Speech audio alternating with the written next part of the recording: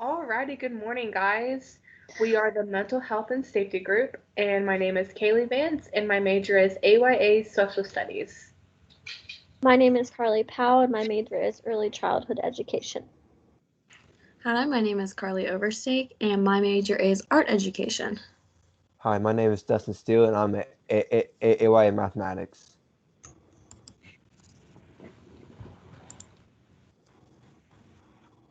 Okay, so for our presentation, we are going to be stepping to the minds of our students. And before I get started, I'm just going to say that this topic can actually be really sensitive and it can be touchy in some aspects. And if you guys don't feel comfortable staying or just watching this, then you guys can just go ahead and like leave if you want. Like we understand. So, our objectives. For number one, we are going to analyze the influence of shifting demographics on school districts and describe the ways in which schools respond to changing educational needs of students in the U.S. For number two, we are going to identify various dimensions of educational exclusion and discuss the role of teachers in creating inclusive learning environments for all students. Alrighty, what is mental health and illness? Mental health is a person's condition with regard to their psychological and emotional well-being. A mental illness is a wide range of mental health conditions, disorders that affect your mood, thinking, and behavior. Now, a lot of people say that these two are the same thing, and unfortunately, they're not. Someone can have a really bad mental health, but they won't be diagnosed with a mental illness. Kind of vice versa. Depression, anxiety, schizophrenia, all of those they are mental illnesses. Below here we have a quote from The Mind Inside that says, "People say the words mental health and people think mental illness." There is actually 45 million people in the world that have a mental illness, and that also correlates to 1 in 4 people. What types of mental disorders are there? There are mood disorders such as depression or bipolar, anxiety disorders, personality disorders, psychotic disorders such as schizophrenia, eating disorders, PTSD, and substance abuse disorders. And what causes these disorders to occur? There are actually 3 factors. And so for this is going to be biological factors. Um, it's genetics, infections, brain defects or injury, prenatal damage, substance abuse, and other factors such as poor nutrition, toxins, etc. All right. What causes these disorders to occur are physiological factors. The physiological factors are severe physical trauma suffered as a child, such as emotional, physical, or sexual abuse, an important early loss, such as a loss of a parent, oftentimes is neglect as well, and a poor ability to relate to others. What causes these disorders to occur? Environmental factors. The environmental factors are death and divorce, a dysfunctional family life, feelings of inadequacy, low self-esteem, anxiety, anger, or loneliness, changing of jobs or schools, social um, social or cultural expectations. For example, a society that associates beauty with thinness can be a factor in the development of eating disorders. This oftentimes happens a lot with girls that are trying to fit a certain body image within themselves. Also, substance abuse by the person or the person's parents. What can we do to help others? And then, How can you help those struggling with mental health issues? All right, guys. So the first thing that you need to know to help someone is to know the signs. And we know that this slide has a lot of words on it and is very overwhelming, and that is very intentional. A lot of times when someone suffers from a mental illness, they feel overwhelmed, there's a lot of things coming at them, and it's just a lot to handle. So the things you need to watch out for could be things such as excessive worrying or fear. They could be worrying about everything and anything or be scared of everything and anything. They could be excessively sad or just have really bad days over and over. They might be having confused thinking or problems concentrating and learning. So they really aren't thinking clearly. They're not thinking things all the way through. Some people will have extreme mood changes, including if they're really, really high and happy one day, and then the next they're really, really low and don't want to get out of bed. The next would be avoiding friends and social activities, and that's just like that's just like if you have a friend that usually goes out and hangs out with you all the time and goes to these events, and then they tell you no over and over and over and not want to go out. Some will have changes in sleeping habits or even changing in eating habits. And the sleeping habits could be that they are sleeping all the time and that's all they want to do. They don't get out of bed. Some is that they feel tired all the time, and others could be that they have insomnia and they can't sleep. And with the eating habits, some people might eat a lot more or some people might eat a lot less, and that could change into a eating disorder. Up here, we have the inability to perceive changes in one's own feelings or behavior. So they're not thinking about their feelings, their behavior, their personality, and how it's going to affect them or others. Another sign is abuse of substances like alcohol or drugs. That includes if they were using them before or now during that time. Some will have multiple physical pains without obvious causes. I can tell you personally that I suffer from a mental illness, and that one is a big one for me. I will just get random pains in my stomach more than anything, and we never figure out where they're coming from. It's just because of the stress and the anxiety that I suffer from. Another is thinking about suicide, and some people just can't carry out daily tasks or handle daily problems. And that one is just saying that some people they feel like they can't get out of bed to take a shower, or some people just can't walk to the mailbox at the end of the road to get the mail. Maybe you can't get up and make your own food, those types of things. So how do you help others? First, you can ask them how you can help. You're not going to know how you can help others. You just need to ask them what's going to help them the most. So for some people, especially right now in our quarantine where we can't go out, you could send a thoughtful text or give them a call and just talk to them. This for a lot of people will show that you're thinking about them, you want to make sure they're okay, and that everything's going okay for them. Especially in this time, you could put together a care package for all of their favorite things. So that could be like if their favorite color is blue, make them a bunch of things that are, and give them blue. Or if their favorite color is purple, find a purple shirt, get some purple peeps that are on sale, throw them in a basket. The next one, which is helping with chores or basic errands, would be really helpful for someone that is just having trouble getting daily tasks done. Same with the next one, which is bringing them a meal. Some people might not want food, but it might just help them and they might feel seen and heard. And the biggest thing that we want to stress is that you cannot and do not get up frustrated or upset with them because it might make the matters worse. Some people, and most people, actually everyone, cannot help if they have a mental illness. So if you say things to them that gets them upset or frustrated, it could make the matter worse. Another thing is to just listen to them. Do not try to analyze or fix everything because you don't know what they're going through. They could be going through something that they're not even telling you. Just listen to them, help with what you can. Don't try to say you can fix things or try to do this to make it better, those kinds of things. That would follow along with never invalidating their feelings. So make sure that you're not pushing them down and saying, well, if you would have done this or if you would have done that, because that can just make things worse. For some people, to just be there, just cuddle them, those kinds of things. That follows along with offering to pamper them. So maybe someone just needs a massage to relax relax, or a foot rub. Some people might need a crying session, or for, Grey's Anatomy fans, they might just want to dance it out. It's just anything that might help with someone, and that might each person is going to handle that differently and need different things to help.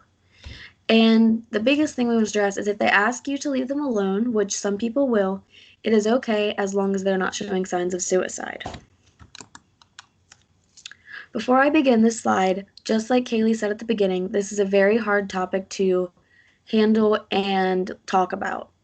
If anyone has experienced thoughts of suicide and this gets too emotional for you or brings back some bad memories, you are more than welcome to pause the video and take time to regroup, or just skip along and move ahead. So we want to point out that not everyone will get to the point of thinking about taking their own lives, but if they do, there are different causes and signs to watch out for. On the left in the regular text, we have just the basics that I said before: acting anxious, mood swings, changes in eating or sleeping habits. But on the right-hand side, in bold, are the more drastic signs that kind of not always, but mostly does point at suicidal people. And that could be an increased use of alcohol or drugs. Like we said before, that could be they were using them during, or it could be now with that mental illness attacking them. They could be behaving recklessly as if they don't care about being in harm's way. That one would be like, let's say you're in the car with your cousin Sally and you're going down this back road when it's rainy and she's just flooring it like 90 miles per hour. You know it's not safe and you keep telling her that, but she says it's fine, it's fine. She could maybe be dealing with something and thinking that nothing's going to happen to her, or if she does, she's not going to care. Just behaving recklessly like that would also be like going out and drinking and then driving. Some people might talk about feeling trapped or feeling hopeless or worthless. Some people might just continuously be talking about death or killing oneself. And some people might talk about feeling like a burden to others and feeling that they're just away and like no one cares.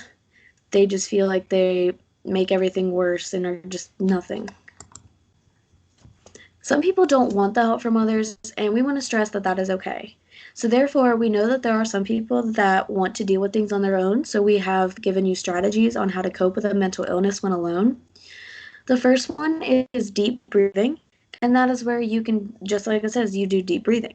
Very similar to meditation, or like if you're in yoga, you just want to breathe deep. So that could be you just breathe in for 5 seconds, hold it for a few, and then release it. For a lot of people, that will help calm them down, especially during an anxiety attack. The second is opposite to emotion thinking. That is where you are feeling a certain emotion, but you make your brain think that you're feeling the opposite. That one's a little confusing, and that's the best way that I can explain it. It's more like if you are feeling sad or upset, you want to think to yourself, no, I'm not sad, I'm not upset, I'm happy. For some people, this does work. For some, it doesn't. If you are interested in that, I do encourage you to look deeper into it. The next is radical acceptance.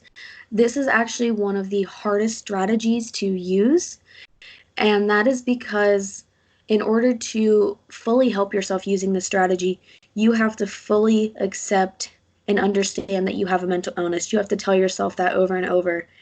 And finally, for some, it will actually push their anxiety or things like that out of the way. It was a little confusing to me again, so I encourage you to look deeper into that if you'd like. The next one is the 5 senses. I'm sure that many of you have heard of this one before, especially those who suffer from a mental illness already. And that 5 senses is where like you just look around you, or you think, okay, what are 5 things I can see, 4 things I can touch, 3 things I can smell, those types of things. And other things this is called grounding, if you've ever heard of that. It is where you just bring that person back to reality after they're suffering from a mental illness, like an anxiety attack or a really deep depression spell, those types of things. Mental reframing is where you completely turn your mind around. So like let's say that you're late for work and you're stuck in traffic. There's nothing you can do about that. You didn't know there was going to be traffic. So instead of getting anxiety and thinking, okay, I'm going to get fired, okay, blah, blah, blah, blah, blah, think, okay, I'm in this traffic, there's nothing I can do. Even though I'm stuck and I'm going to be late, I'm still going to get to work. So you could think of you're reframing your mind and thinking, okay, there could be worse things happening, or the fact that you will get to where you're going. The last one is emotional awareness, and that is just understanding what emotions you're feeling and being aware of them. For some people, none of these might work, and actually anything to take your mind off of it is what you want to use. For me personally, I use painting. I know some people use reading. Knowing Dustin, he probably uses math problems because he's crazy like that. You just want to use strategies to help you with your own self.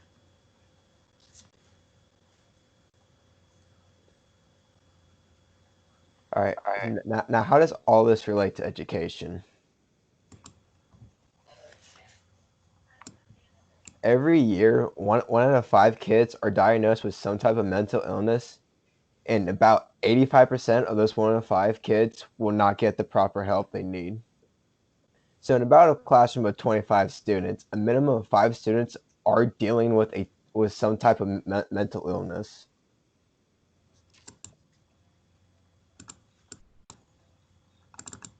The reason why mental health matters in class is because for the students to learn, they have to be in the mental ready state to be able to learn. Also, if the students are not ready to learn, we just can't teach.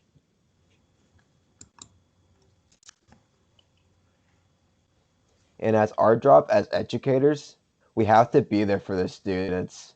We have to be able to help them in any way as possible. We have to ask questions in order to know what is happening in their lives, so we're able to better understand what's going on, and so we can help. We all need to understand that we as educators might be the only few people that are constant in our students' lives. So now we're going to move on to question time. Originally, we were going to have a discussion in class, but now we're going to have a series of 2 questions just to give you, to think about what our presentation was about today. So the first one we want to point out is that after this presentation, as future educators, how are you feeling about being able to help your future students? Now, again, this isn't something you have to respond to, because we would just want you to think about this and be able to understand that you do know how to help your students and you know the signs on what to watch out for. And for the second one, are there any comments or questions you'd like to share?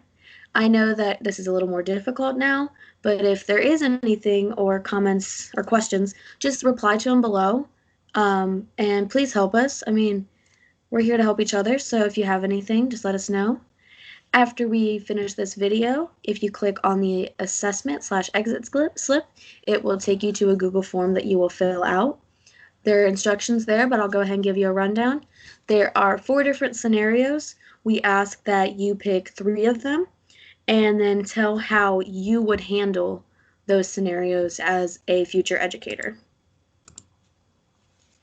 Now, once again, we know that this topic was a very hard one to handle and is very emotional to some people. So if you are someone you know is suffering from a mental illness, we wanted to give you and make sure you know there are sources out there for you. So you have the National Suicide Prevention Line, which is a 24/7 support call. The Trevor Project, which is very big right now for the LGBTQIA+ community. So if you're having issues with that, don't be afraid to reach out to them. Of course, there's the Falcon Health Center and the Counseling Center. And since we can't really get to the health center or the counseling center, we do want to tell you that if you do look into things around your own area, there will more than likely be something for you. So be sure to, if you need to, reach out to sources that are around you. And if you do need extra support or questions, feel free to ask us and we can guide you in the right direction. So if you don't want to go to one of these, maybe we can guide you to a professor that can help you, those types of things. These are our references, and I think that is it. So today, once again, we have covered stepping into the minds of our students and just covering over what mental illness is and the signs and what you can do for it. We hope that you learned a lot from this, and we can't wait to have a good day.